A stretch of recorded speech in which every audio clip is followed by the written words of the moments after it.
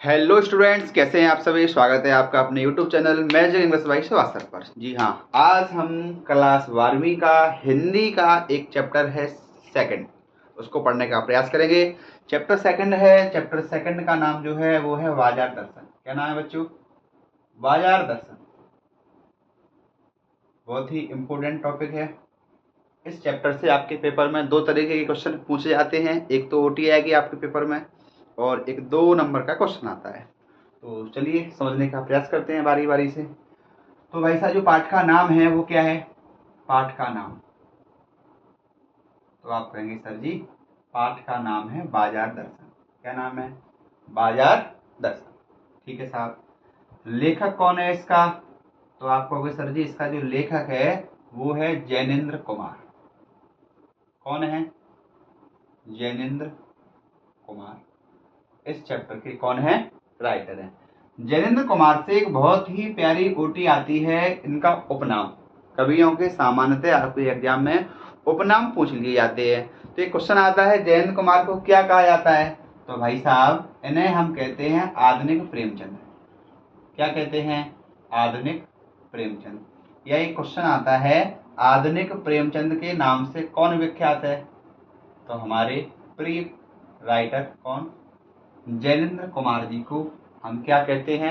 आधुनिक प्रेमचंद के नाम से जानते हैं। कोई समस्या? आप कहोगे सर जी कोई समस्या नहीं, अभी तो स्टार्टिंग। बिल्कुल सही बात है। विधा कौन सी है? विधा क्या होती है? कोई भी चैप्टर हो, कहानी हो, कुछ भी हो, वो किस थीम पर लिखा गया है, उसकी थीम क्या है, शैली क्या है उसकी। तो भाई से इसकी जो विधा है वो है निबंध। क्या है? निबंध है। कोई भी चैप्टर पढ़ें, कम से कम हमें उस चैप्टर के बारे में 2 से 3-4 बातें पता होना चाहिए। इसमें से पहली बात क्या है बोलो? चैप्टर का नाम क्या है? बोले बाजार दर्शन है साहब। लेखक कौन है? बोले जयनंद कुमार है। जयनंद कुमार किस बारे में जाने जाते हैं? तो जयनंद कुमार जी को हम आधुनिक प्रेमचंद के नाम से भली भांति से जानते हैं। कोई समस्या नहीं। विधा कौन सी साहब? विधा है निबंध। कोई दिक्कत? कोई दिक्कत नहीं है। अब अपन शुरुआत करते हैं। चूंकि पाठ का नाम है मेरे बच्चों बाजार दर्शन। क्या नाम है? बाजार दर्शन नाम है। आप कहोगे बाजार दर्शन नाम में तो कहीं ना कहीं इस चैप्टर में जो चर्चाएं हो रही होंगी वो चर्चाएं सिर्फ और सिर्फ किसके बारे में होंगी? हाँ, बाजार दर्शन के बारे में ही चर्चा हो रही होगी। सामान्यतः कोई भी चैप्टर का नाम होता है वो उस चैप्टर का मेन थीम होती है। क्या होती है? थीम होती है। तो इस चैप्टर की जो थीम है वो है बाजार दर्शन। इसमें जो हमारे लेखक हैं जयेंद्र कुमार जी, सामान्यतः इनके 3 मित्र हैं। जो आपका चैप्टर शुरू होता है वो लेखक के 3 मित्र हैं। एक ओटी है कि लेखक के कितने मित्र थे? तो लेखक के 3 मित्र थे। यहाँ से आपका चैप्टर भाई साहब वो स्टार्ट होगा। 3 मित्र में से एक मित्र का नाम तो दिया ही नहीं है, सिर्फ इतना दिया है, पहला मित्र। ध्यान देना, एक भाई साहब पहला मित्र था, तो नॉर्मल सी बात है फिर कौन होगा? बोले दूसरा मित्र होगा। तीसरे मित्र का नाम दिया है, ये पहला मित्र हो गया, दूसरे मित्र का नाम दूसरा ही मित्र है। तीसरे मित्र का नाम दिया है भाई साहब भगत जी। कौन दिया है? तीसरा मित्र जो था राइटर का वो था भगत जी। और यहाँ से आपके पेपर में क्वेश्चन आता है बहुत बढ़िया सा। ठीक है। तो लेखक के कितने मित्र थे? आप कहेंगे सर जी लेखक के 3 मित्र थे। कौन सा? पहला मित्र, दूसरा मित्र और तीसरा मित्र। कोई दिक्कत है? आप कहेंगे सर जी कोई दिक्कत नहीं है। अब हम कहानी शुरू करने का प्रयास करेंगे धीरे धीरे से। ठीक है। कुछ और भी शब्द मैं यही लिख लेता हूं जिनकी चर्चा हम करेंगे। पहली बात तो 3 मित्र हो गए अपने, उसके बारे में एक आएगा आपका शब्द आएगा बाजार का जादू। बाजार का जादू, ये क्या होता है? एक आएगा भाई साहब पैसे की गर्मी या मनी पावर। पैसे की गर्मी क्या है? इसी शब्द को हम इंग्लिश में बोलते हैं मनी पावर। कई बार सीबीएसई बोर्ड में भी पूछा गया है मनी पावर क्या है। एमपी बोर्ड में भी पूछा ही जा सकता है मनी पावर क्या है। कुछ शब्द हैं जैसे कि एक आएगा भाई साहब आपका वंदमन। क्या आएगा? वंदमन क्या है, इसके बारे में चर्चा करेंगे हम। एक भाई साहब खुला मन आएगा।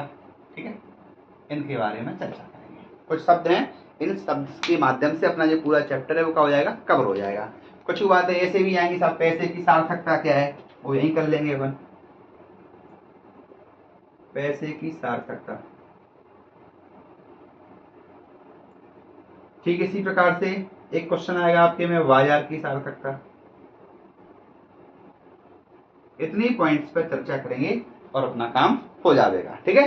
तो सबसे पहले बात करते हैं लेखक के कितने मित्र थे। तो हम बताएंगे भाई साहब लेखक के 3 मित्र थे। कौन से मित्र थे? 3। एक पहला मित्र, एक दूसरा मित्र और एक तीसरा मित्र। जिसमें तीसरा मित्र जो है भाई साहब ये बहुत ही इंपॉर्टेंट कैरेक्टर है, इसका जो रोल है वो बहुत बढ़िया रोल प्ले करता है। अब बात करते हैं पहला मित्र ने क्या किया। तो जो पहला मित्र था ये भाई साहब सुबह जाते हैं। कहाँ जाते हैं? मार्केट जाते हैं सुबह। सुबह गए, ठीक है, वापस आएंगे पता है कब? शाम के समय या दोपहर को ही आ जाएंगे ये वाले। तो पहला जो मित्र होता है, सुनना ध्यान से, वो सुबह जाता है और दोपहर को वापस आ जाता है। लेने के लिए गया था छोटे मोटे सामान, कोई भी छोटा मोटा सामान लेने के लिए गया था, लेकिन जब वापस आता है तो ये भाई साहब बंडल के बंडल ले आते हैं। क्या ले आते हैं? बंडल के बंडल, यानी बहुत सारा सामान ले आते हैं होलसेल में। जब गली मोहल्ले के लोग पूछते हैं भाई साहब इतना सामान क्यों ले आए हैं, तो उसके पीछे वो अपनी जो पत्नी है उन पत्नी को क्या करते हैं? दोष आरोपित करते हैं। कहते हैं क्या बताएं साहब, आजकल क्या है, आजकल की बहुएं हैं ये काम नहीं करना चाहती हैं, कपड़े धोना चाहती हैं तो वॉशिंग मशीन चाहिए, और तरह तरह का मतलब एक्सक्यूज देते जाते हैं। लेकिन इसके पीछे जो वास्तविक वजह होती है वो वास्तविक वजह वह नहीं होती है, वह होती है मेरे बच्चों मनी पावर। क्या होती है? Money power. यदि आपके घर में आपकी महिला, आप भी समझिए आपकी जो महिला है वह महिला काम नहीं करना चाहती, हमने भी मान लिया साहब नहीं करना चाहती है, आपके पास पैसे नहीं है, तो क्या आप वो सामान लेके आओगे? आप बिल्कुल भी नहीं लेके आ सकते हो, भले उनको घर भर में हल्ला मचा देवे, पास में आप पे कोनो फर्क नहीं पड़ेगा। लेकिन यदि आपके पास पैसा है और सामने वाला व्यक्ति भले वो हल्ला ना मचावे तो भी कोई दिक्कत वाली बात नहीं है, आप उस सामान को ले आएंगे। ये किसकी पावर है? ये पावर है पैसे की। बहुत बढ़िया बात। अब एक दूसरा मित्र है भाई साहब। दूसरा मित्र क्या करता है? ये सुबह, ये भाई साहब भी सुबह जाते हैं मार्केट, लेकिन लौट करके आते हैं शाम को। लेकिन ये भाई साहब कुछ भी नहीं लेके आते, ये कुछ भी नहीं लेके आ पाते। क्यों नहीं लेके आ पाते? क्योंकि इनने ये सोच लिया था कि हम तो बाजार को जा रहे हैं और जो पसंद आ जाएगा हम वो ले आएंगे। हम तो बाजार को जा रहे हैं और हमको जो पसंद आ जाएगा हम वो चीज़ परचेज कर ले आएंगे। लेकिन भैया जी ज्यों ही बाजार जाते हैं, अब आपको मालूम है बाजार में दुकानदारों का क्या हाल है। बाजार में जो भी दुकानदार होते हैं वो अपने अपने सामान को इस तरह से संजो के रखते हैं, बहुत सुंदर तरीका से सेट करते हैं कि ग्राहक लेना भी नहीं चाहे तो भले ही क्या करे, बाजार के रूप के रंग के जादू में मोह में फंस करके अनावश्यक चीजें भी सामने वाला खरीदने का प्रयास करे। लेकिन समस्या ये थी जे भैया सुबह से गए और इनने ये सोची थी घर से कि हमको जो पसंद आ जाएगा वो चीज हम खरीद ले आवेंगे। लेकिन इनको पसंद तो सब कुछ आ रहा था, इनको पसंद सारी चीजें आ रही थी, लेकिन ये भैया के पास इतने पैसे नहीं थे। सोचो ना, पसंद आना और उसको परचेस करना दोनों में बहुत अंतर है। तो ये भैया को दूसरे वाले मित्र को बहुत कछू पसंद आया, लेकिन ये लेके कछू भी नहीं आए। क्यों? क्योंकि इनके पास पैसे नहीं थे। ये दोनों मित्रों की बात हो गई। दोनों मित्रों में से एक भी मित्र कतई इंपोर्टेंट नहीं है, लेकिन तीसरा मित्र बिल्कुल खतरनाक है भाई साहब। तीसरा मित्र का नाम है भगत जी। भगत जी से बहुत बढ़िया बढ़िया क्वेश्चन आते हैं, ध्यान देना। सबसे पहली बात जो है बेटा, भगत जी काय के व्यापारी थे? तो भगत जी हमारे चूरन के व्यापारी थे। ये उल्टी आती है। किसके व्यापारी थे? आप कहोगे सर जी चूरन के व्यापारी थे।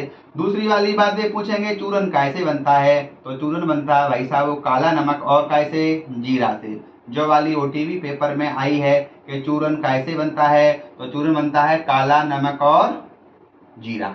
कोई समस्या? आप कहोगे बिल्कुल नहीं है सर जी। भगत जी प्रतिदिन कितने रुपये कमाते थे? तो ये भगत जी का विशेष नियम है भाई साहब। भगत जी प्रतिदिन 6 आना पैसा कमाते थे। कितने कमाते थे? 6 आना अर्न करते थे।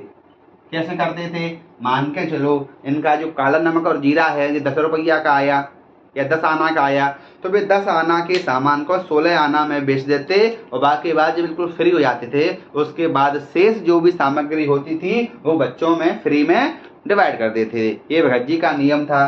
अब बात करते हैं भगत जी का कैरेक्टर कैसा था। तो भैया भगत जी बहुत ही बढ़िया आदमी था, शांत स्वभाव का था, दयावान था, सैद्धांतिक भी था।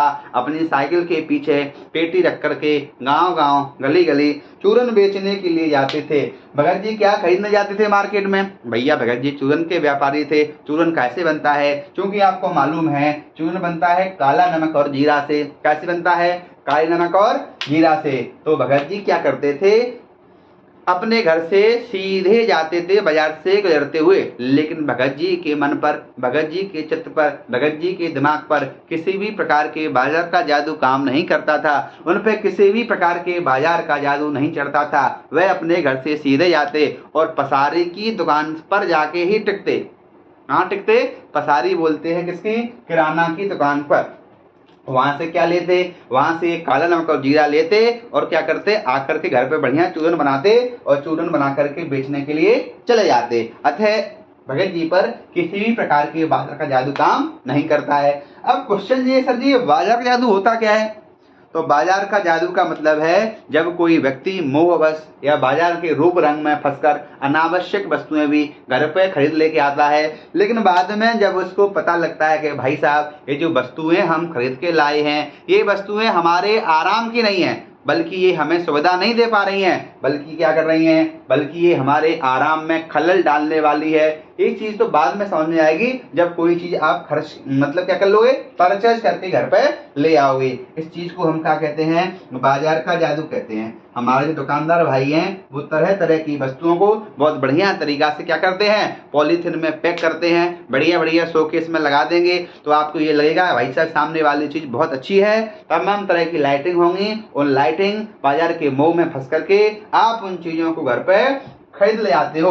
इस तरह के जादू को हम भैया क्या कहे हुए हैं? बोले सर जी बाजार का जादू कहे हुए हैं। बहुत बढ़िया बात। कोई समस्या आपको भी? कोई समस्या नहीं। आगे करते हैं भैया पैसे की गर्मी यानी मनी पावर क्या है? मनी पावर वो ये भाई साहब आपके पास पैसा है। अब सुन लो ध्यान से, इस वाली चीज से या इस वाले कंसेप्ट से दो बातें आती हैं आपके पेपर में। एक तो भैया पैसा कब पावर है, यानी पैसे की सार्थकता क्या है, या पैसा कब काम करता है और पैसा कब निरर्थक है। ये दो पॉइंट आते हैं। तो सुनिए भाई साहब, पैसे के बल पर आप समाज में झूठी खोखली इज्जत कमा सकते हो। आप अपने बच्चा या बच्चे की शादी में बहुत भयंकर तरीके से खर्चा कर सकते हो। बड़े बड़े पैलेस, बड़े बड़े रेस्टोरेंट, बड़े बड़े होटल, बड़े बड़े रिजॉर्ट बुक कर सकते हो। समझ में आ रही? पैसा जब ही तो पावरफुल है, यानी उस पैसे बहुत पावर मात्रा में या ज्यादा मात्रा में आप उस पैसे को खर्च कर सकते हो और उस पैसे के बदले पर समाज से क्या कर सकते हो? समाज से झूठी शान कमा सकते हो। इन चीजों में तो पैसा क्या करता है? काम करता है। लग्जरियस लाइफ जी सकते हो, बड़ी बड़ी गाड़ियां खरीद सकते हो, यानी आप गाड़ी 10 लाख की भी खरीद सकते हो और गाड़ी बेटा करोड़ों रुपए की भी आ रही है। लेकिन यदि आपके पास पैसे की गर्मी है, मनी पावर है और आप उस समाज को दिखाने के लिए आप बड़ी बड़ी गाड़ियां खरीदोगे, ये तो पैसे की सार्थकता है। ठीक है, लेकिन निरर्थकता क्या है? लेकिन जब वही पैसा शून्य हो जाता है, जब आपके परिवार में या आपको कोई असाध्य रोग हो जाता है। समझते हो असाध्य रोग क्या होता है? एक ऐसा रोग जिसे हम प्रयासों के द्वारा भी दूर नहीं कर सकते हैं। दो तरह की बीमारी होती है मेरे बच्चों, एक होता है सार्थक यानी साध्य और असाध्य। साध्य क्या होता है? ऐसी बीमारी या ऐसा रोग जिसे हम प्रयासों के द्वारा दूर कर सकते हैं। ठीक है, और ऐसी बीमारी ऐसा रोग जिसे हम प्रयास के द्वारा दूर नहीं कर सकते हैं, उसे हम असाध्य रोग कहते हैं। ठीक है, तो जब किसी व्यक्ति को असाध्य रोग हो जाए, ऐसी स्थिति में आपका पैसा धरा का धरा रह जाएगा, लेकिन कछुआ नहीं होना है उस पैसे का। ऐसी स्थिति में आपका जो पैसा है मेरे बच्चों, वह सार्थक और निरर्थक हो जाएगा। अब बात करते हैं सबसे टॉप मोस्ट क्वेश्चन की, बाजार की सार्थकता क्या है मेरे बच्चों? आप ध्यान से देख पा रहे होंगे इस चैप्टर में सारी बातें बाजार की हो रही हैं, क्योंकि चैप्टर का नाम ही बाजार का दर्शन है। कहीं ना कहीं आपको इस चैप्टर में बाजार के दर्शन हो रहे होंगे, अगर आपकी नजर अच्छी है तो। तिरछी नजर से देखेंगे तो जरूर आपको बाजार के दर्शन होंगे भाई साहब। अब बाजार की सार्थकता क्या है? तो हमारे राइटर जयंत कुमार जी ने बड़े ही निर्मम शब्दों में कहा है कि मेरे बच्चों, बाजार की सार्थकता सिर्फ और सिर्फ होती है आवश्यकता की पूर्ति करना। सुनना ध्यान से, जिस किसी वस्तु की हमें जरूरत है, अगर उस वस्तु की पूर्ति हो जावे, बस यही एक माध्यम होता है बाजार का, और यही बाजार की सार्थकता है। न कि अधिक से अधिक वस्तुएं जमा करना, काला बाजारी करना, जमाखोरी करना, ये सब व्यवस्थाएं बाजार की नहीं है। जो कि आजकल आप देख सकते हो अपनी मार्केट में सिलेंडर की कमी है, तो जो बड़े बड़े दुकानदार हैं, बड़े बड़े डीलर हैं, बड़ी बड़ी एजेंसी वाली हैं, वह पहले से ही क्या कर लेंगे? उस चीज को स्टॉक कर लेंगे, फिर उसी सामान को वो महंगी दरों में बेचेंगे। दैट वी कॉल काला बाजारी, जमाखोरी। समझे हो? तो आपने क्या देखा?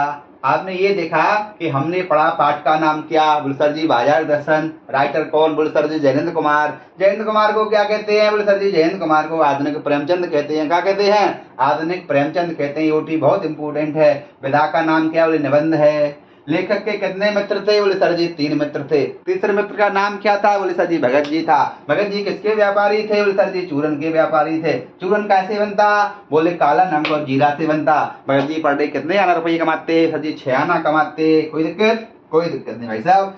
बाजार की सार्थकता हो गई, बाजार का जादू हो गया, पैसे की गर्मी हो गई, पैसा कब सार्थक है पैसा कब निरर्थक है, ये वाली बात भी हो गई। बहुत बढ़िया साहब। अब कहाँ चलते हैं, अब चलते हैं सर जी जो बंद मन खुला मन का है। तो भाई साहब बंद मन और खुला मन के बारे में चर्चा करते हैं। देखो भाई साहब ध्यान से देखना, जो मन कैसा है देखो ध्यान से। बंद, बंद मतलब बंद, बंद मन वो मन होता है जिसमें किसी भी प्रकार की इच्छाएं जागृत नहीं होती हैं, कोई भाव नहीं आता, कोई इमोशन नहीं आता। ऐसी व्यवस्थाओं को हम बंद मन कहते हैं। देखो बंद है, ध्यान से कि बंद है। बंद मन वो मन होता है जिसमें किसी भी प्रकार की कोई इच्छा या भाव जागृत नहीं होता है, ऐसे मन को बंद मन कहते हैं। और मेरे बच्चों बंद मन सिर्फ और सिर्फ परमात्मा का होता है। किसका होता है, परमात्मा का, भगवान का। एक होता है खुला मन, खुला तो अपना मन है बेटा, यानी एक ऐसा मन जिसमें तमाम तरह की आकांक्षाओं, बहुत सारी महत्वाकांक्षाओं, बहुत सारी विषय हों, बहुत सारी इच्छाओं, बहुत सारी मनोकामनाएं हों, ऐसे मन को खुला मन कहते हैं। कि वाह भाई साहब हमारे पास तो जो चीज होवे, बहुत चीज भी आ गई फिर भी संतुष्टि नहीं है, बोले हमारे पास जो भी होवे।